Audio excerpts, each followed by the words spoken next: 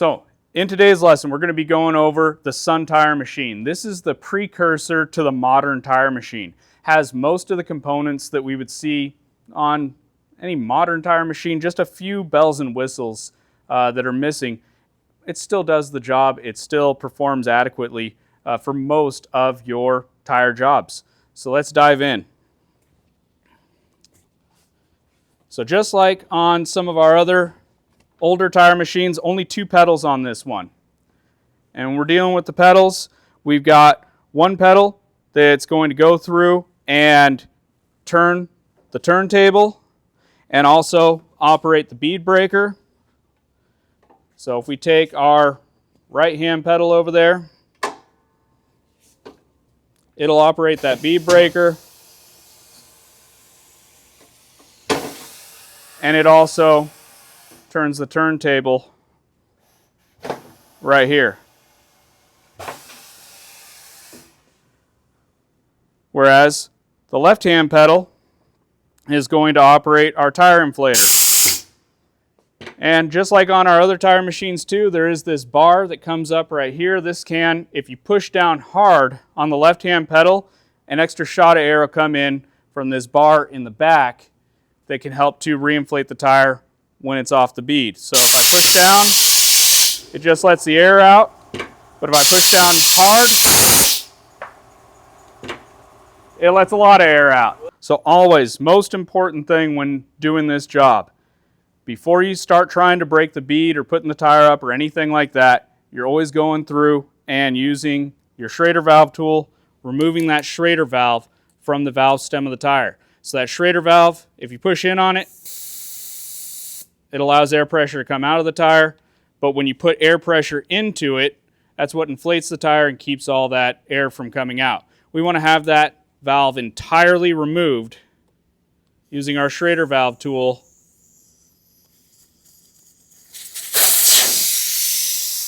Once I have the valve out, I'm letting every last bit of air come out of this tire before I try to break the bead. I never want to go through and have any pressure left in that tire when I'm breaking a bead. I always bring up that the old Fix-A-Flat was put into the tire using propane as the propellant. And so you have a potentially explosive item sitting here. You don't want that to be under pressure to cause any kind of an explosion. Another quick word about Schrader valves. You can tell the difference in the Schrader valve based on the little band that goes around it. They can have other colors. Sometimes you see longer ones with a little spring on them. But if it has the red band around it, that's telling you that's a universal Schrader valve, and it can pretty well be used in anything. Now that all the air pressure is out of our tire, we're going to go around and break our bead. So I'm going to line it up with the machine over here, open up the bead breaker arm, and we'll set it in right here just like so, so that it's only on the rubber, it's underneath the edge of the rim. Now I push down on that right hand pedal, it'll pull in this arm and break the tire bead away. Spin the tire around and break the rear bead as well.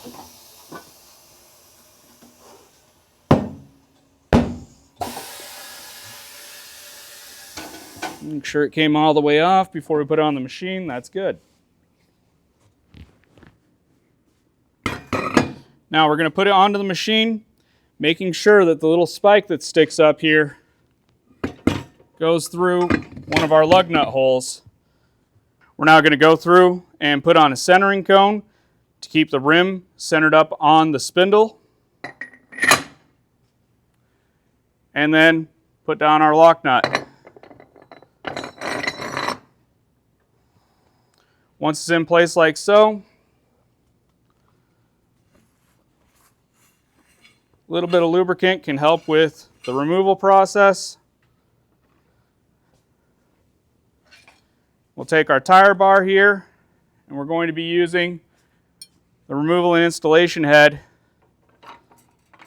to get this tire removed and reinstalled. I'm going to take and set the head directly onto the edge of the rim, just like so. And then I can also make sure that my contact bar here is adjusted out so it can't ever fold over the top of the rim.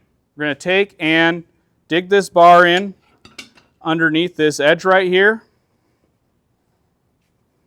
I like to stand on the opposite side.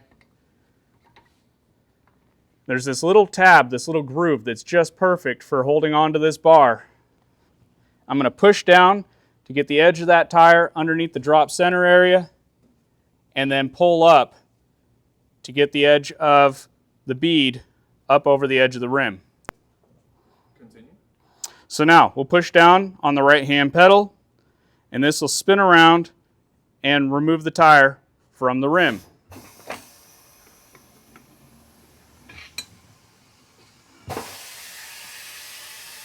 And now that the tire has been removed from the top bead, I'm going to pull this tire down like so I can see down inside here.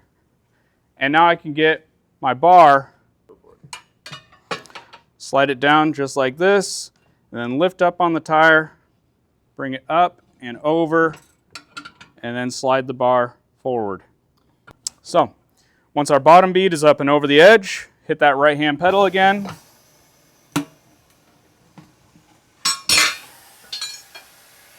And now our tire comes off the rim.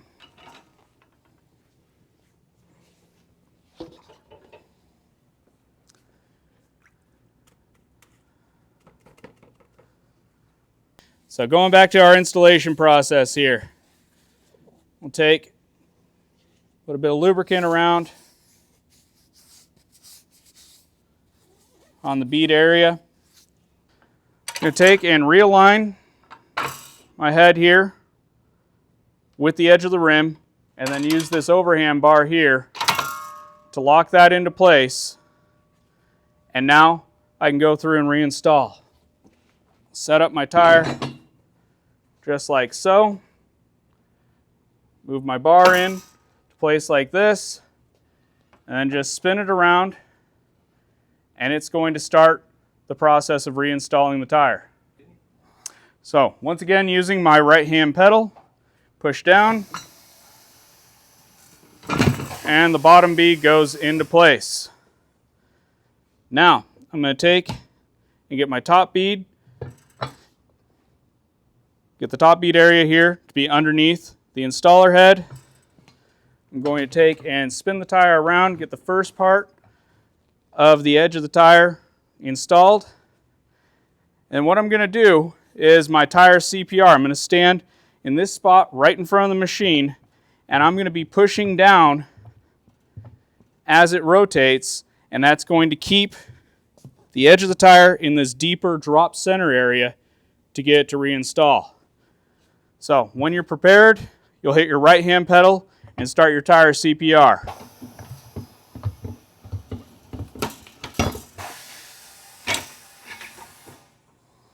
We need to get this tire, we need to put so much air into this tire that it's able to pop itself back up onto the safety bead.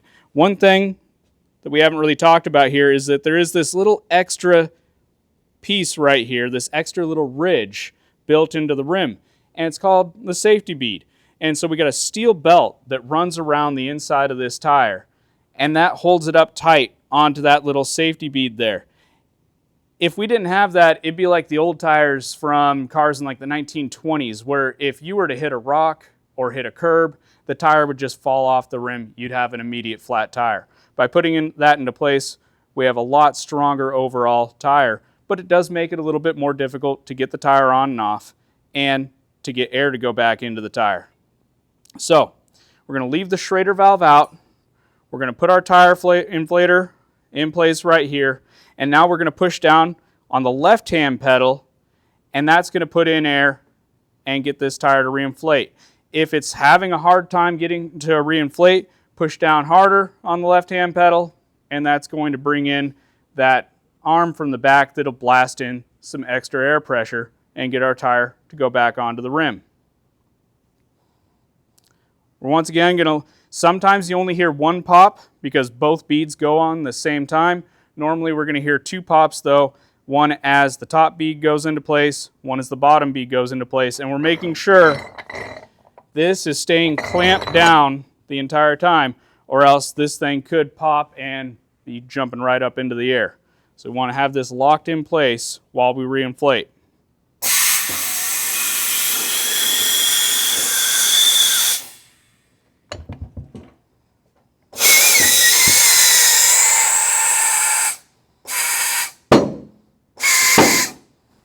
And once again, making sure that we never go over 40 psi. In fact, it's calling our danger zone right here at 32 psi on this machine.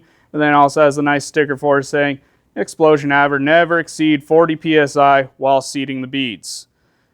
Now that we've gotten the air to go into the tire, that we've gotten the beads to go back into place, we're going to reinstall our Schrader valve.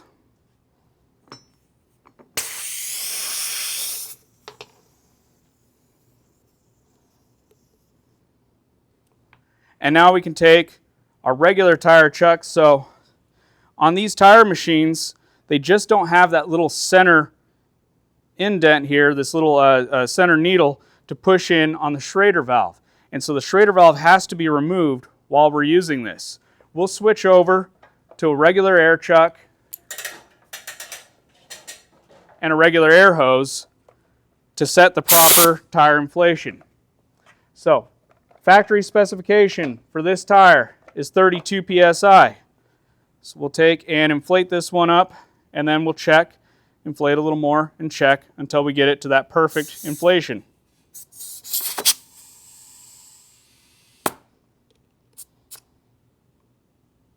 And, oh wow, perfect.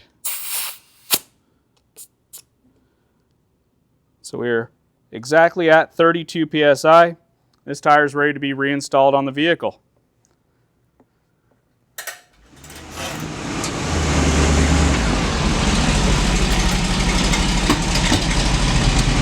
Thanks for watching another episode of Hot Rod High School.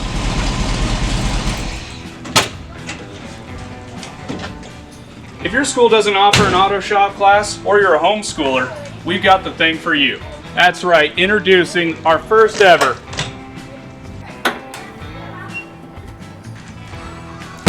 Auto Shop in a Box.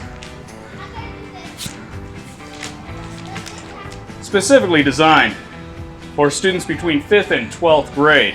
Our kits include the engine rebuild, the brake line flare, precision measurement, valve adjustment, and an award-winning curriculum. Click the link in the description below to learn more on our website and purchase your kit today, which will be shipped directly to your home. But don't worry, it's not coming in this thing. You can like and subscribe if you want to. It doesn't make a difference to me.